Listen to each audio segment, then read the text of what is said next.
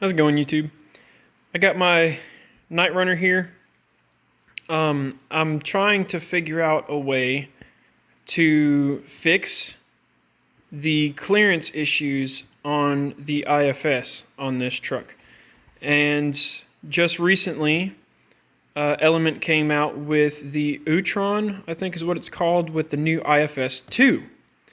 And the IFS2, if you have not seen it, everything's all cleaned up and tidied up. The ground clearance has improved, the steering has improved. Apparently there's no more bump steer, or at least very minimum amount of bump steer. I'm not sure about the travel, but anyway, the IFS2 is supposed to be the next latest and greatest thing. Well, if you're like me and you've already spent $400 or $500 on an RC and you don't really have the funds to get another one, like me, you're forced with trying to figure out ways to convert or fix or try to replicate. So what I've done here is I've picked up, because they've already got parts out now, this is the IFS2 hubs. It's the left side. Now I have the right side of the truck, I have the new IFS2 hub on, and then the left side of the truck, I have the original setup that I've kind of tuned. All right, so this is the original IFS1 hub with the Bauhaus steering block on there. And the differences are a little bit night and day. Try to line up the shaft hole. But the differences are night and day. The mount for the lower arm is a lot lower. The steering is a lot lower. And it makes the shaft location come out a lot higher. I'll flip them around if I can. But there's kind of a good representation. So really, the lower A-arm mount isn't really that much lower. The main thing that's the huge difference is the steering location. Also, what I've noticed and what I've had to try to figure out is that there's a slight camber, I would say a positive camber on the factory hub, and there is no camber on the IFS2 hub. So, with that being said, I'll slide those off to the side and I can show you guys what I've done. And I'll just give you this quick shot. But basically, you can see the ground clearance is greatly improved. Did not lose any down travel, I don't think, but I gained some up travel. But let me take off the tires and then I'll show you guys what I've done. All right, so I had to get my little maintenance stand just to make this a little bit easier. So, as you can see, this is the right side of the truck. I do have the IFS2 hub installed. Before I get too far into that, I'll show you this side and what I had originally set up on this truck. I had gotten the Bauhaus steering block, got it on there. I flipped the steering arm, or steering link, sorry, and then I added spacers under the mount for the upper A-arm. Also, it should be noted that I have the IFS fix or high clearance IFS kit from Knight Customs. So I do have the shorter mount blocks here and the skid plate. But so that's going to be kind of like the key determining factor if you can do this or not. You need to have that in order for this to work. But my original setup was pretty much a stock setup. Nothing really different with the lower arm, just a Bauhaus steering block. I flipped the steering link and I added spacers. I'm not sure how big they are. I think they might be like 4 mil spacers underneath the mount for the upper link to drop the upper pivot point down.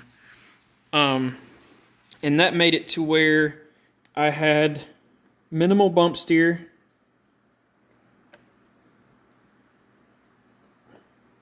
Almost no bump steer at all. And I'm able to run the Knight Customs steering kit, or not steering kit, but the high clearance kit from Knight Customs up here. But I had almost no bump steer at all with this setup. The biggest thing that I was running into was clearance. You can see how chewed up this lower arm is because it hangs down so far.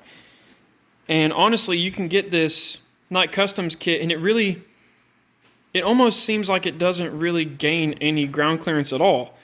But with these IFS2 hubs, now you can really see how much ground clearance you actually gained.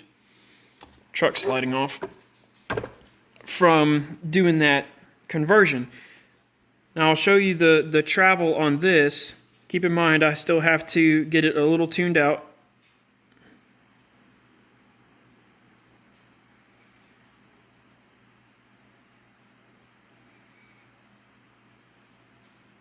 Little bit of a weird camber movement, but almost no steering movement at all.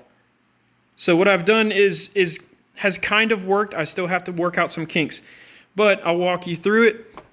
Basically, I still have my little spacers up here above the upper A-arm mount to drop that pivot point down some.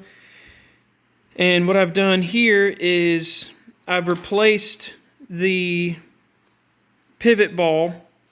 This is the factory lower arm pivot ball that's got that sleeve on there because you need a sleeveless pivot ball to thread it all the way down into here.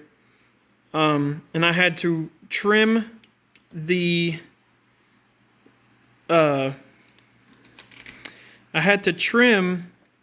link end here down about maybe 3-4 mil so I can run it in farther. And I mounted that, and then I had to trim a little bit off the arm right in here and off of the hub right in here. Alright, so there's that. It does clear. It doesn't look like it's clearing right now, but it does clear. Even at full extension, it clears. The upper link, or the upper arm, sorry, I had to run it in a little bit. Actually, it looks like I had to run it out. Yeah, it looks like I had to run it out some. And then I had to extend the steering out some. But also behind the knuckle up here where it goes into the diff, I put a very, very thin, almost kind of like a washer up in here because it was kind of pulling out of the differential a little bit at full extension. So after a little bit of playing around, I got it to work somewhat how it should be. Now also, when you move the link or the lower arm up, obviously you're changing your point for the shock. So I had to move the shock up actually to the top of the tree, bypassing this. This is all temporarily set up for now. And I had to soften all the way down the spring because it's still got some tension on it. But you can see the shock location has been risen up, and it's just about the right amount between how far it actually raises it up, that lower arm.